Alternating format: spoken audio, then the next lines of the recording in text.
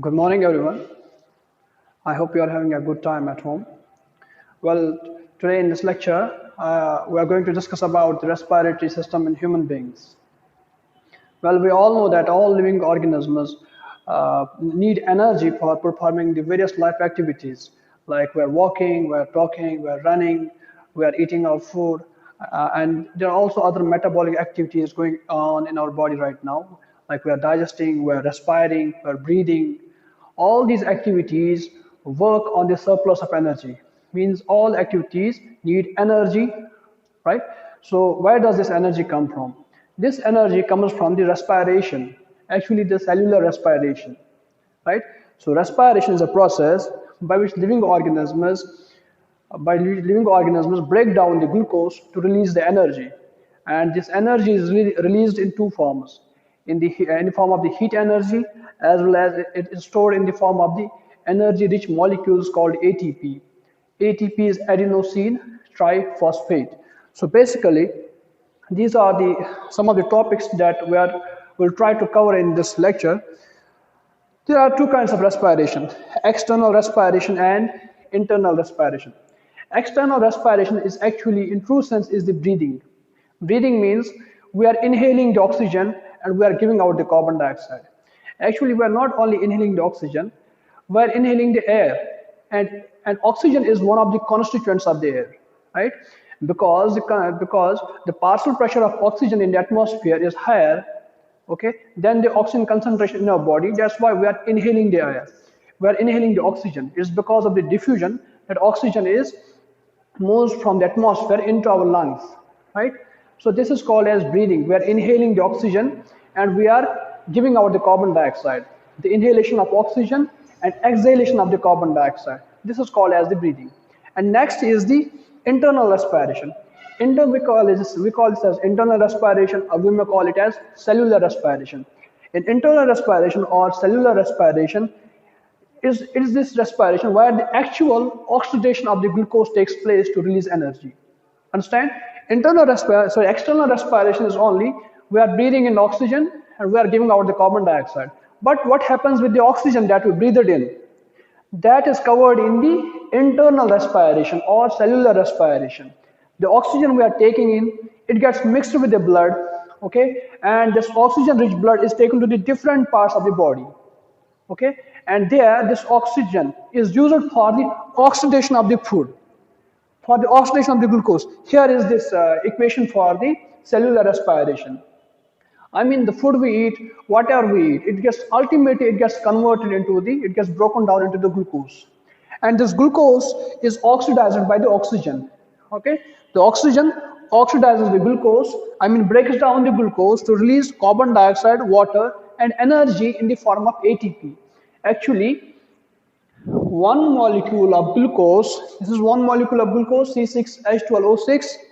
One molecule of glucose is broken down by the oxygen to release carbon dioxide, water, and energy in the form of ATP. How many ATPs are released for the oxidation of one molecule of glucose? Approximately 38 ATP molecules are released upon the oxidation of one molecule of glucose. Understand? Now, we know the differences between the breathing and the respiration. Breathing is the inhalation of oxygen and exhalation of the carbon dioxide. Understand? While a respiration is a cellular process. So in a nutshell, we can say that breathing is a physical process, mechanical process. We're inhaling, we're exhaling. This is only a mechanical process, right? But this respiration is a cellular process, because in the cellular respiration, the glucose is oxidized by the oxygen to release energy along with the carbon dioxide and water. Understand? And the next difference between breathing and respiration is that breathing does not release any energy, while as the respiration releases energy in the form of ATP.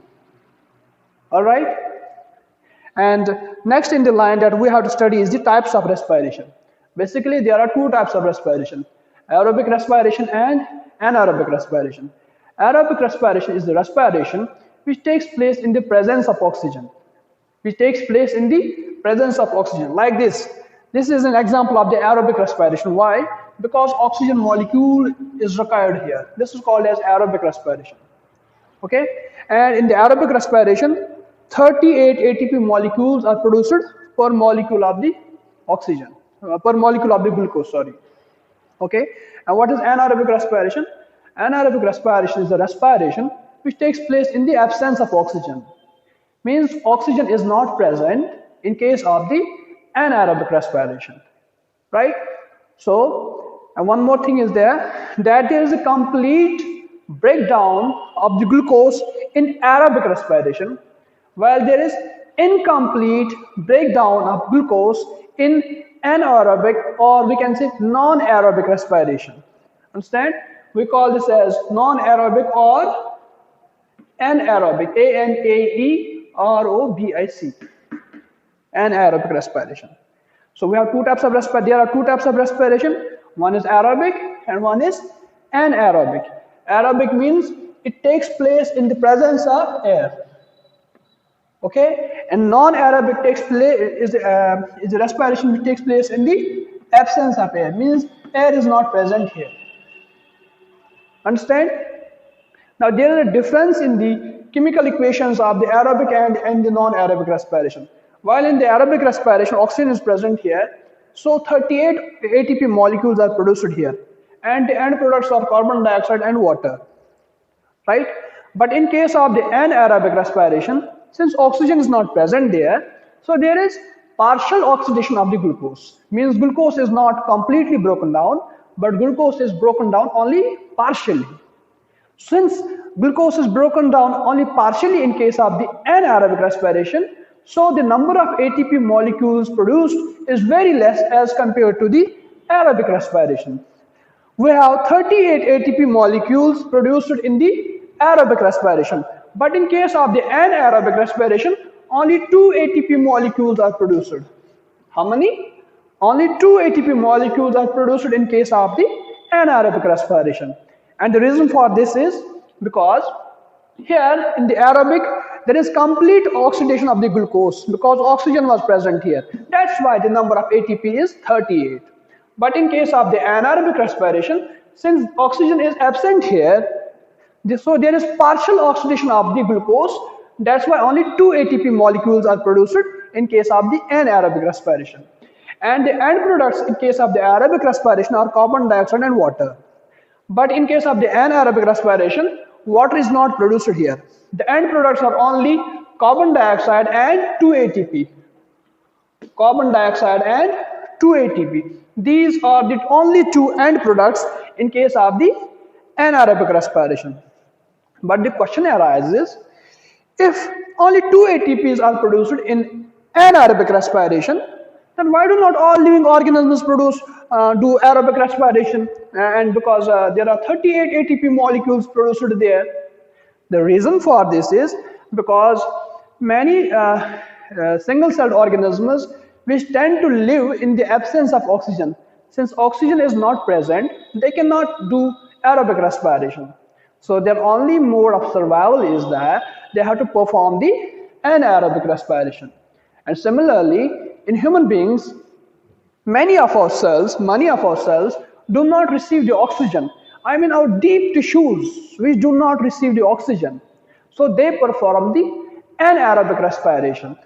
And in case of the human beings or the animals, the end products of the anaerobic respiration are lactic acid, okay, and in case of the unicellular organisms, it is ethyl alcohol. Ethyl alcohol is the end product in unicellular organisms, while as in the animals, the end product is lactic acid. And only 2 ATPs are produced in case of the anaerobic respiration. Understand? Let me quickly revise it. We have external respiration, which is the breathing, which involves inhalation of oxygen and giving out the carbon dioxide. Then there is internal respiration or the cellular respiration, is the site of the actual respiration where the glucose is broken down to release carbon dioxide, water and energy. Okay, and this is the chemical equation for the respiration in general. Then we talked about the differences between breathing and the respiration. Breathing, I told you, is only a mechanical process. While inhaling, and we are exhaling. Okay, this is only a mechanical process. However, respiration is a biochemical process, because and well, breathing does not involve any enzymes. Like we are breathing in and we are exhaling, it is no enzymes are involved here. However, respiration works under the influence of many enzymes. Okay, and respiration is a multi-step process. Multi-step process. Okay, and then we talked about the types of respiration. There are two types of respiration. One is aerobic and other is the non-aerobic respiration. Aerobic respiration takes place in the presence of oxygen. Anaerobic respiration takes place in the absence of oxygen. 38 ATP molecules are produced in aerobic, while as 2 ATP are produced in anaerobic. The end products in aerobic are carbon dioxide, water. The end products in anaerobic are carbon dioxide and ethyl alcohol or lactic acid. And the chemical formula for ethyl alcohol is C2H5OH. This is ethyl alcohol. Okay, and there are 38 ATP molecules produced in aerobic respiration, while as only 2 ATP molecules are produced in anaerobic respiration. Okay, now we shall discuss about the respiratory system in humans. This is the diagram of the respiratory system in humans. This is the nasal cavity through which the air passes on to the and ultimately reaches the lungs. So these nasal, the nose, there is a septum in the nose which is dividing the nose into two nostrils. Okay, and the air enters through these nostrils. Okay, and goes through the pharynx, larynx, trachea, and ultimately reaches the lungs. These are the lungs. Okay, we have a pair of lungs, means we have a left lung and we have a right lung. While the left lung is only bilobed, it has only 2 lobes. However, the right lung has 3 lobes. It has 3 lobes. Understand? Okay, so the air enters the nose through the 2 nostrils, which are divided from each other by the septum, and then it crosses the pharynx. Okay, and the lower end of the pharynx connects it with the larynx. Larynx is the Adam's apple or the voice box.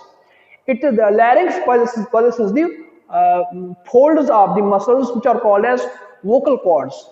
It's actually the beating of these vocal cords which is producing the speech. Okay, voice is produced by the sound. Voice is produced by the air. Okay, which is moving through this windpipe. Okay, but the beating of the vocal cords is actually giving the meaning to this voice, which we call as speech. Otherwise, look at the other animals. Have you seen any cow or a buffalo talking? No, they don't talk. Yes, they may produce the sounds, but they do not talk. Speech and voice are different. They only produce the voice. Okay, but we produce the voice as well as we speak. Means there is meaning to our sounds, but there is no meaning to the sounds of the animals. Why? Because we have vocal cords, and upon proper beating of these vocal cords, we are giving the sense to the speech, which is absent in the case of the animals. Okay, so the air enters through the nostrils, it reaches the pharynx, and ultimately it goes to the larynx, which has the vocal cords, and then this larynx continues into the trachea. Trachea is the windpipe. Trachea is the windpipe. And this trachea divides into 2 bronchi. These are the bronchi. And each bronchi enters each lung. We have a pair of lungs. And the air reaches the bronchi, and these bronchi divide into finer bronchioles. These are the bronchioles. And these bronchioles ultimately divide into a cluster of air sacs, means air bags, which we call as alveoli. And it is in the alveoli where the actual exchange of gases takes place. Means the oxygen the air that entered through the nostrils ultimately reaches the alveoli. And the oxygen from the alveoli enters the blood capillaries. Okay, and the carbon dioxide from the blood capillaries enters the alveoli, which we will try to complete in the next lecture. So thank you for watching me.